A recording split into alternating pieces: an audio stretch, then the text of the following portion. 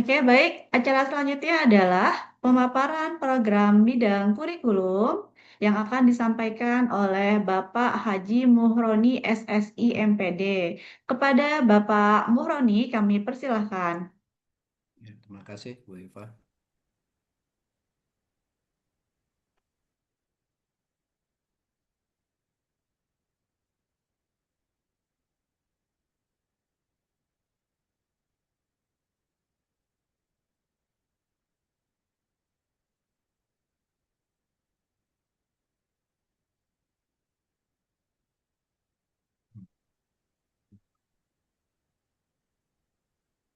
Dan request, Pak. Tuh. Mm-mm. Sebentar ya Bapak Ibu, saya share screen dulu biar lebih jelas. Ya, baik Bapak.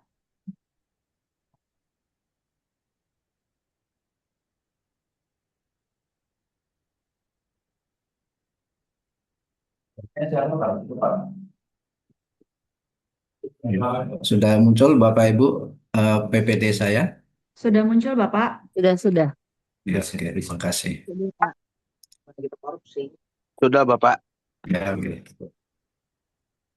Ya, Assalamualaikum warahmatullahi wabarakatuh. Waalaikumsalam Waalaikumsalam warahmatullahi warahmatullahi wabarakatuh. wabarakatuh. Bismillahirrahmanirrahim. Alhamdulillahirrahmanirrahim. Assalatu wassalamu ala asrofil anbiya wal mursalin wa ala alihi wa sahbihi ajma'in amma ba'du. Yang saya hormati Bapak Kepala Sekolah, Bapak Dr. Ponijan MPD, rekan-rekan wakil, nah wakil kesiswaan Bapak Ibu Aini Umu Syukriyah yang baru tahun ini menjadi wakil bidang siswaan. Kemudian Bapak Sunadi, wakil sarana, tahun lalu wakil kesiswaan. Saya masih tetap di kurikulum, menjadi wakil bidang kurikulum. Puji dan syukur marilah kita panjatkan kepada Allah Subhanahu wa taala yang telah memberikan nikmat kepada kita semua, nikmat iman, nikmat Islam, nikmat ihsan dan kesehatan sehingga kita bisa berkumpul di sini ini. Saya lihat di partisipan ada 210 ya. Untuk ini juga nggak lupa untuk Bapak Ibu orang tua yang saya hormati. Terima kasih sudah hadir di ruangan ini walaupun di ruangan maya ya. Sebetulnya saya lebih senang kalau di offline, jadi kita bisa lebih dekat gitu dalam bersilaturahmi. Tapi nggak masalah karena memang di sekolah baru ada renovasi lapangan. Oke, perkenalkan nama saya Moroni SSI MPD GR ya. Kemudian berikutnya ini saya kenalkan staf kurikulum. Jadi nanti Bapak Ibu kalau ke sekolah ke bidang kurikulum ini nanti bisa ketemu saya atau kalau enggak nanti bisa ketemu staf-staf saya.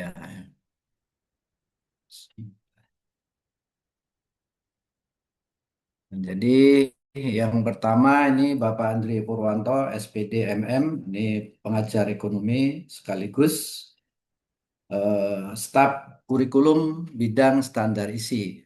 Jadi nanti tugasnya merancang kurikulum, struktur kurikulum, pembagian jam ngajar terhadap semua guru, kemudian nanti akan terjemahkan dalam bentuk jadwal pelajaran.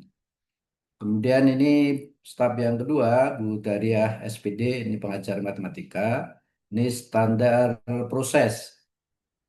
Jadi dalam proses itu adalah pelaksanaan atau praktek nyata dari standar isi dalam bentuk nanti ada KBM, ada pembelajaran proyek. Nah, ini nanti dipantau oleh Bu Daria SPD.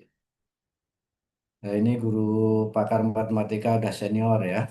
Kemudian yang ketiga ini Bu Fitria Dilaila SPD, ini pengajar kimia, jadi ini ahli kimia. Ini standar penilaian. Jadi kurikulum itu ada tiga tadi ya, ada standar isi, standar proses, standar penilaian. Kemudian ada Bapak Epen Sofian Sauri. Nah, ini staf tata usaha yang diperbantukan di kurikulum. Biasanya hasil dari penilaian nanti dinyatakan dalam bentuk rapor. Nah, ini Pak Epen yang banyak membantu. Jadi kalau nanti tentang nilai-nilai nilai rapotnya gitu itu banyak berkaitan Bapak Ibu nanti akan bertemu Bapak Epen Sauri. Nah, ini saya tuliskan berdiferensiasi berprestasi ini salah satu moto kurikulumnya begini. Jadi berdiferensiasi berprestasi. Jadi kurikulum kita kita usahakan berbeda dengan sekolah-sekolah lain, negeri maupun swasta, dan berprestasi kita berikhtiar terus untuk mengembangkan dan berprestasi. Ini cita-cita kita ya. Kemudian nanti untuk membantu bidang kurikulum, kita tunjuk juga atau dibantu juga para wali kelas. Wali kelas di sini saya perkenalkan ada Pak Sabdo Langit Eskom. Ini 10 IT. Nanti Bapak Ibu untuk kelas IT nanti akan bertemu dengan Bapak Sabdo Langit Eskom. Ini pakar coding, AI dan macam-macam nih ya. Kemudian mendampingi anak juga. Kemudian yang kedua Bu Rahayu Nur Hasan SPD ini 10 teknik. Bu Ayu Veronica SPD ini 10 kesehatan. Ini pakar olahraga silat ini ya. Kemudian Pak Zambildan SAG ini 10 Tafis. Kemudian Bu Ratih Prasetyawati SPD ini 10 IPA. Bu Ratih ini eh, apa itu gelar kuliahnya ada di bahasa Jepang, bahasa Inggris, bahasa Sunda. Ini mengampu bahasa Sunda. Dan Bu Novika Anggraini MPD ini kelas 10 EB. Ini bidang ekonomi ya, pengajar ekonomi. Bu Alimatus Syah SPD ini prakarya di 10 sosial. Kemudian Dr. Randa Yusma Agustina ini 10 IPS. Nah, kemudian saya kenalkan juga untuk pelajaran dan gurunya. Yang pertama pelajaran PAI ini yang diambil di kelas 10 nanti ya. Jadi putra-putri Bapak Ibu nanti akan belajar ini di kelas 10. PAI nanti diajarkan oleh Ibu Inayatul Hidayah MPD. Kemudian PKN Bu Siti Anis Musarofah SPD. Bahasa Indonesia Bu Rahayu Nur Hasan SPD. Matematika Bu Ayatul Azma SPD. Bahasa Inggris Bu Neng Herawani MPD. Kemudian prakarya tadi Bu Halimatus Syadiah SPD. Nah, kemudian pelajaran IPA. Pelajaran IPA ini memuat 3 mata pelajaran. Nanti terjadwal sendiri-sendiri, tetapi dinilai raport nanti munculnya satu. Ini ada kimia, fisika, biologi. Di rapor nanti munculnya nilai IPA. Nilai IPA. Jadi karena kita mengaplikasikan atau mengimplementasikan kurikulum Merdeka, kalau ke 2024 itu menjadi kurikulum nasional, di kelas 10 ini kimia, fisika, biologi terintegrasi menjadi satu dalam mata pelajaran IPA, nilainya satu yaitu pelajaran IPA. Kemudian IPS juga begitu, ada sejarah, geografi, sosiologi, ekonomi itu nanti di pembelajarannya berdiri sendiri, tetapi di rapor nanti dalam satu nilai namanya IPS. Dan PJOK Bu Ayu Veronica, informatika ini Pak Sabdo Langit Eskom, BK diampu oleh Ibu Eva Puspita Dewi SPSI MIKOM, sekarang menjadi MC. Kemudian BK ini nanti yang akan bimbing putra-putri Bapak Ibu sampai sehari-hari ya. Coba nanti bisa lulus dari SMA Islam 9, kemudian dapat perguruan tinggi yang dicita-citakan. Kemudian muatan lokal ada bahasa Sunda. Ini nanti diajar oleh Bu Ratih Prasetyawati SPD. Nah, ibadah dan al-Qur'an ini muatan lokal yayasan. Jadi sekolah harus mengajarkan ibadah Al-Quran ini atau fikih ibadah di samping PAI ya. Jadi ada pengayaannya di sini. Kemudian agenda kegiatan kurikulum yang paling pokok, nah ini ada KBM, ini prosesnya ya, prosesnya. Kalau di perencanaan dan macam-macam itu adanya nanti agenda kegiatan kurikulum, tapi untuk guru. Banyak sekali kalau agenda kegiatan kurikulum untuk guru ya. Tapi untuk siswa, saya ringkas ke sini karena ini lebih fokus ke siswa, maka saya tidak sampaikan agenda kegiatan kurikulum yang terkait dengan pengembangan SDM. Yang pertama KBM ya. KBM itu nanti dimulai dari penyusunan jadwal penyusunan struktur kurikulum di standarisi atau dokumen kurikulum Satuan SMA Islam BB Sudirman Bekasi. Kemudian nanti kalau sudah KBM akan ada namanya penilaian atau asesmen, asesmen sumatif atau penilaian ya.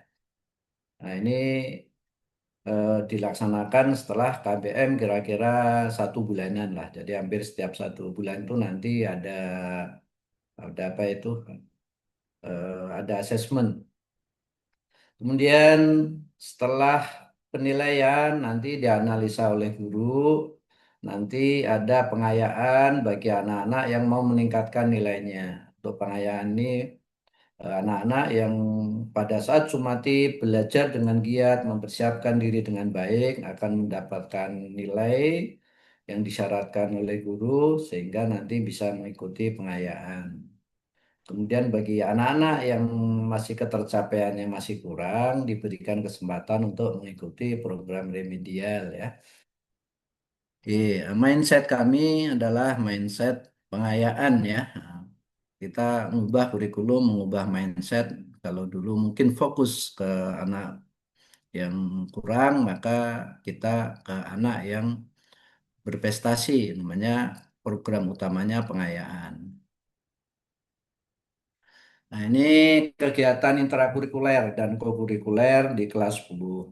Kegiatan intrakurikuler itu kalau bahasa mudahnya kegiatan belajar di dalam kelas itu ya. Nah, bertatap muka dengan guru. Nah, ini gampang-gampangnya begitu. Saya pakai bahasa yang mudah-mudah saja.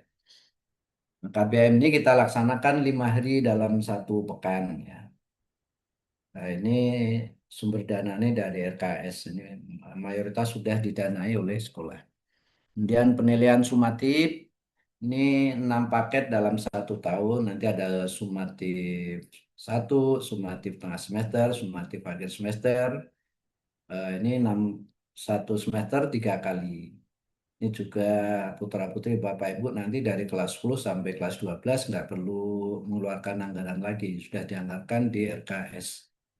Pelaksanaannya nanti sesuai kalender kegiatan sekolah. Nanti Bapak Ibu akan dibagi PDF kalender kegiatan sekolah. Kemudian setelah kegiatan sumatif nanti akan ada pengayaan dan remedial nilai sumatif. Jadi nilai sumatifnya dianalisa oleh guru, nanti siapa aja yang bisa mengikuti pengayaan, siapa yang harus remedial. Ini juga 6 paket per tahun untuk pengayaan remedial sumatif.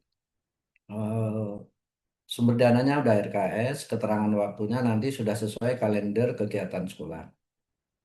Kemudian di setiap semester kami menyediakan juga pengayaan dan remedial nilai tugas mata pelajaran. Nah, ini kalau guru-guru ini memberikan tugas atau penilaian formatif itu diproses. Nah, itu kalau yang eh, siswa bisa minta informasi ke gurunya tentang nilai tugas, sudah sesuai targetnya apa belum. Jadi setiap semester kurikulum menyediakan 1 event ya untuk pengayaan remedial tugas. Nah, ini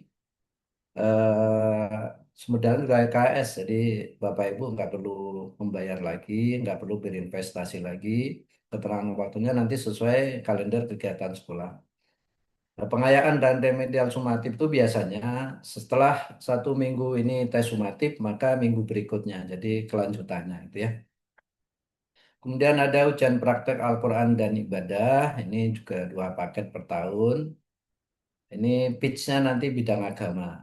Di bidang agama di bawah ini di bawah atau kolaborasi dengan kurikulum. Kemudian karena sekolah nanti sudah melaksanakan tadi penilaian sumatif, pengayaan dan remedial, jadi semua fasilitas itu sudah disediakan sudah dilayani oleh sekolah. Finalnya nanti dalam bentuk nilai di rapor. Nah, di rapor itu insya Allah akan 4 kali kita per tahun. Yang 2 kali itu tengah semester, kemudian 2 kali akhir semester atau nilai final di rapornya. Jadi kalau nilai tengah semester itu untuk menggambarkan atau memberikan laporan nilai putra-putri ibu selama setengah semester itu belum final. Jadi, oh tengah semester perkembangan anak saya udah sampai sini, nah, ini diteliti sama Bapak Ibu. Nah, nanti kalau ada kurangnya silahkan mengejar. Kalau tugasnya kurang, silakan mengejar di pengayaan dan remedial nilai tugas. Itu. Kemudian ada di kurikulum itu dua, satu intrakurikuler tadi, kemudian ada kokurikuler. Nah, kokurikuler di Indonesia nanti ada 2 macam. Nanti saya jelasin di slide berikutnya. Nah, ini total kegiatan yang untuk memfasilitasi putra-putri Bapak Ibu ini udah sekitar 25 kegiatan ya di kurikulum. Kemudian agenda kegiatan kurikulum setelah intrakurikuler itu yang kedua namanya kokurikuler. Kokurikuler itu kalau di kurikulum Merdeka kemarin proyek penguatan profil pelajar Pancasila. Nah, kalau ganti menteri ini sekarang menteri yang baru menamakan kegiatan ini proyek 8 dimensi profil lulusan. Dilaksanakan ini dari Senin jam pertama kedua dan sebelum masuk ya, sebelum masuk kegiatannya ada 2 jenis ya. Satu proyek 7 kebiasaan anak Indonesia hebat. Ini 7 kebiasaan nanti ada di slide berikutnya. Salah satunya sudah kita laksanakan di setiap pagi.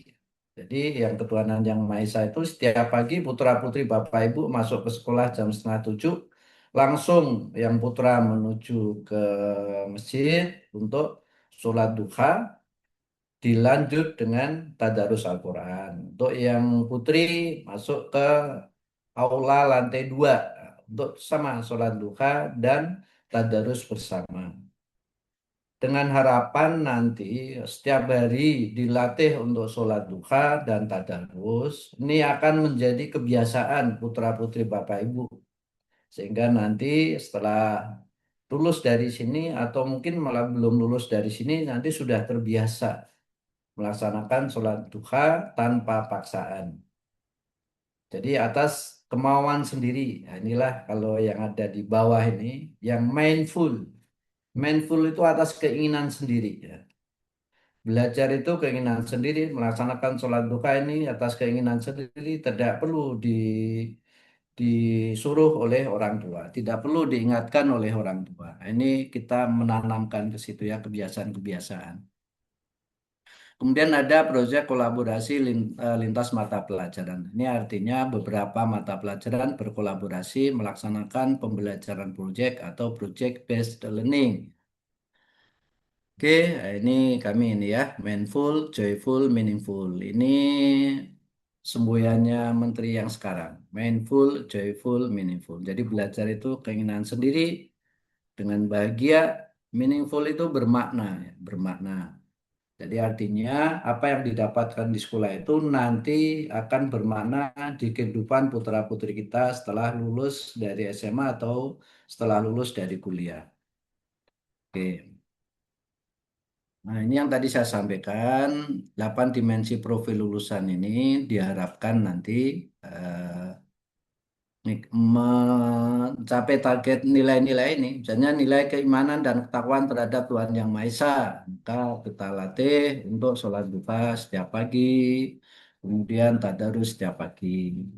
Kemudian kewargaan, ini cinta tanah air lah ya, cinta tanah air. Kita laksanakan upacara bendera tiap 2 pekan sekali. Kemudian penalaran kritis, kreativitas, kolaborasi. Nah, kolaborasi ini kan kolaborasi ada di yang 8 tuh komunikasi. Ini salah satu keahlian atau karakter yang nanti akan sangat bermanfaat setelah terjun di dunia kerja. Dunia kerja. Karena kadang seseorang itu punya skill yang luar biasa, tapi tidak bisa kolaborasi, maka dia akan kesusahan dalam bekerja sama dengan tim. Kolaborasi komunikasi ini kalau sekarang setiap kali melamar pekerjaan atau di lowongan itu sudah menjadi salah satu syarat bisa berkolaborasi dalam tim. Nah, inilah mulai ditanamkan juga di SMA Islam BP Sudirman dalam bentuk nanti proyek kurikuler tadi supaya bisa berkolaborasi. Jadi kerja itu tidak sendiri gitu kan ya. Karena kemampuan personel itu kan terbatas. Kita akan lebih mudah hidupnya kalau bisa berkolaborasi baik di masyarakat maupun di dunia kerja. Nah, kemandirian ini juga harus dilatih, putra-putri Bapak harus dilatih supaya bisa mandiri. Jangan disuapin lagi kayak anak TK dan SD, ini SMA, ini sekarang udah SMA. Jadi dilatih untuk kemandirian. Dimulai dari rumah, misalnya bangun pagi tanpa dibangunin, membersihkan atau merapikan tempat tidur tanpa disuruh. Walaupun sudah ada pembantu di rumah, sudah ada ART di rumah, tapi lebih bagus dilatih putra-putri ibu untuk merapikan sendiri. Kenapa? Untuk melatih kemandirian. Nah, dan menurut survei juga anak-anak yang biasa merapihkan tempat tidurnya sendiri itu lebih sukses dibanding peluang suksesnya lebih besar maksud saya. Peluang suksesnya lebih besar karena sudah biasa mandiri dari hal-hal yang sangat sederhana. Bisa dilatih hal-hal yang kecil dari rumah, misalnya dikasih tanggung jawab masing-masing. Si A dikasih tanggung jawab membereskan piring dari meja makan ke tempat cuci piring.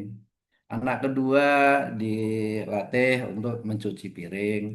Anak ketiga bisa dilatih untuk menaruh piring di rak-rak piring. Nah, itu salah satu proses-proses pendidikan yang bisa dilakukan di rumah. Jadi belajar proses sukses anak itu bekerja sama antara orang tua dan orang tua, sekolah, lingkungan itu sangat berpengaruh. Kemudian nanti profil yang ketujuh ini kesehatan. Kesehatan nanti di sekolah anak akan diajak misalnya senam bersama, jalan bersama di sekitar lingkungan sekolah gitu ya dan lain-lain.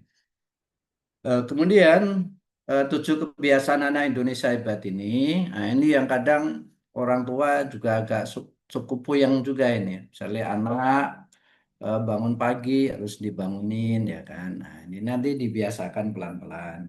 Tadi dilatih mandiri bisa bangun pagi sendiri. Kemudian beribadah, berolahraga, makan sehat dan bergizi, gemar belajar, bermasyarakat, tidur cepat. Ya, tidur cepat tentu saja relatif ya. Kalau anak SMA ya mungkin menurut ukuran Bapak Ibu berapa, mungkin ya jam 9, jam 10 gitu ya setelah belajar dulu ya. Kalau tidurnya terlalu cepat nanti nggak belajar juga ya. Tetapi relatif lah yang penting masih wajar. Ini tadi udah, oke ya, sudah ya, ini sudah. Nah ini kokurikulernya. Kokurikuler ini untuk menambah, untuk menambah kemampuan yang didapat di intrakurikuler. Ini saya kategorikan menjadi umum dan kekhasan kelas, karena kelas 10 sekarang ini layanannya sudah spesifik ya. Nah, untuk 10 teknik, ini saya ambil sesuai yang ada di brosur ya. Ada proyek 8 profil lulusan, ini dari kelas 10 teknik sampai 10 IPS ini dapat semua.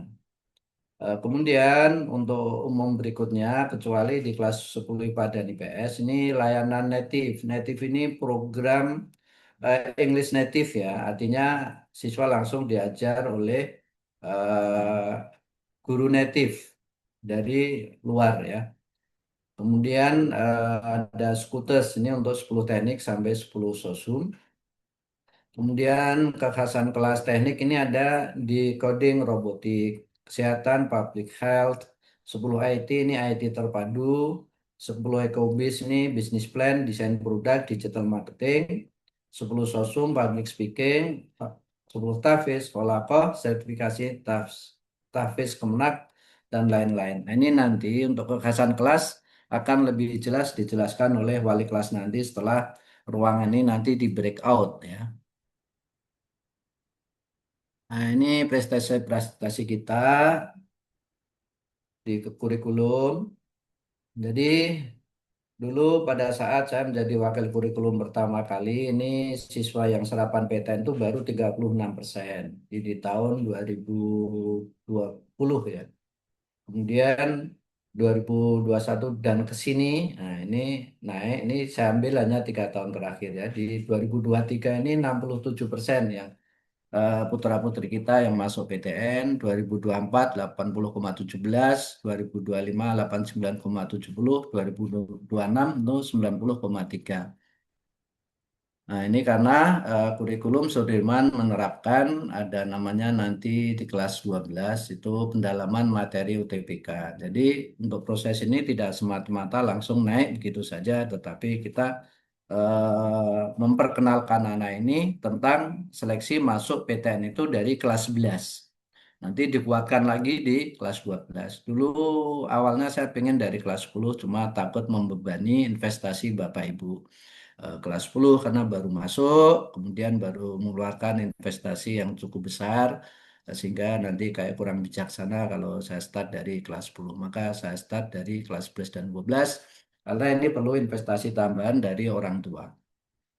Oke, kalau bicara ke biaya nanti eh, membahasakan investasi atau infak ya, supaya Bapak Ibu ini apa itu lebih bermakna gitu. Nah, ini informasi aja untuk putra-putri Bapak Ibu dan Ibu, karena ini tes kemampuan akademik dan asesmen nasional itu dilaksanakan di kelas 12. Tapi perlu saya kenalkan dari sekarang. Jadi di kurikulum Merdeka ini sekarang kan tidak ada ujian nasional. Jadi adanya nanti tes kemampuan akademik dan asesmen nasional. Materi ujinya apa? Itu 3 mapel wajib, bahasa Indonesia, matematika, bahasa Inggris. 2 mapel pilihan sesuai yang didapatkan di sekolah. Jadi ini yang 2 mapel pilihan ini bebas nanti sesuai pilihan putra-putri Bapak Ibu. Kemudian ada literasi, ada numerasi, survei karakter siswa. Jadi karakter siswa ini disurvei. Kalau tahun lalu ini hanya disurvei 45 siswa. Tapi kalau mulai sekarang nih, mulai tahun ini disurvei semua siswa. Dan ada survei lingkungan belajar. Nah, survei lingkungan belajar itu yang disurvei tidak hanya siswanya aja, tapi juga guru-gurunya. Nah, kemudian tes kemampuan akademik dan asesmen nasional. Asesmen itu sifatnya survei, bukan syarat kelulusan. Jadi tidak menentukan lulus tidaknya siswa. Lulus tidaknya siswa nanti ditentukan setelah ujian sekolah, kemudian rapat pleno. Jadi proses kenaikan kelas dan kelulusan itu diplenokan. Semua guru hadir di situ dan masing-masing guru punya hak suara ya. Kemudian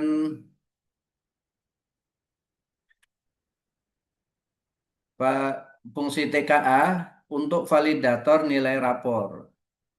Jadi nilai rapor putra-putri Bapak Ibu nanti pada saat untuk mau masuk PTN terutama jalur SNBP, jalur seleksi nasional berdasarkan prestasi ini salah satu syaratnya ini ada nilai TKA-nya atau punya sertifikat TKA.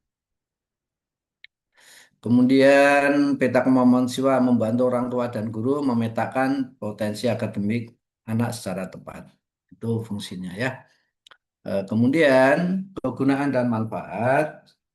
Satu, syarat siswa eligible. Jadi kalau sudah punya TKA, maka anak tersebut baru bisa masuk menjadi salah satu siswa eligible. Siswa eligible itu adalah 40% dari semua siswa angkatan tersebut yang bisa mengikuti seleksi nasional melalui jalur SNBP ini di poin 2. Jadi kalau yang pertama ini ditemuin maka dapat mengikuti seleksi PTN melalui jalur SNBP karena masuk dalam daftar siswa eligible.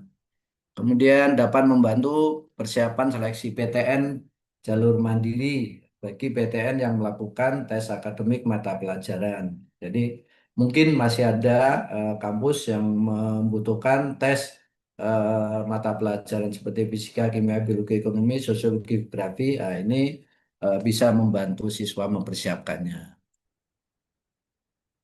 Nah, yang penting lagi nanti di akhir tahun kelas 12 maka ada ijazah.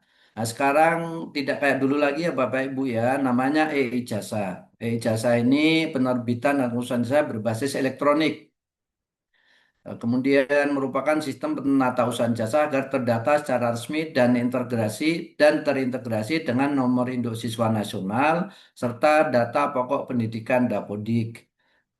Kemudian data ijazah identitas siswa sesuai dengan Dukcapil. Ini mohon diperhatikan ya, sesuai dengan Dukcapil atau KK dan Dapodik. Jadi kakak Bapak Ibu harus benar dipastikan kakak itu adalah yang sudah sesuai di Dukcapil. Kadang ada kesalahan Bapak Ibu hanya benerin di kecamatan, tapi di kecamatan hanya di Tipek itu di data Dukcapilnya tidak berubah.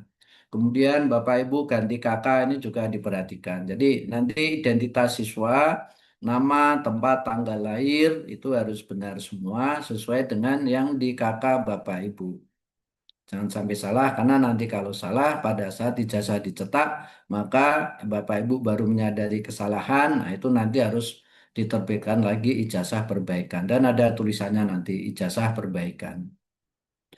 Nah, ini contoh ijazahnya. Contoh ijazah sekolah menengah atas tahun ajaran nih, kemudian sesuai tahun ajaran, kemudian namanya nanti di situ tempat tanggal lahir Bekasi 12 Maret 2027. Nah, ini jangan sampai salah ini. Identitas putra-putri Bapak Ibu, nomor induk siswa nasional juga jangan sampai salah. Nanti dinyatakan lulus, kemudian nanti ke sini ya. Nah, Bekasi 20 Mei dan seterusnya. Ini kepala sekolah yang lama, kalau sekarang Bapak Bonijan, ini ada pas foto dan tidak perlu cap 3 jari kalau sekarang. Jadi hanya begini aja tanda tangan kepala sekolah cukup. Nah ini transkrip nilainya, ini transkrip. Nah ini yang Pak Kepala Sekolah sekarang nih. Nah, dan ini contoh yang tahun ini ya.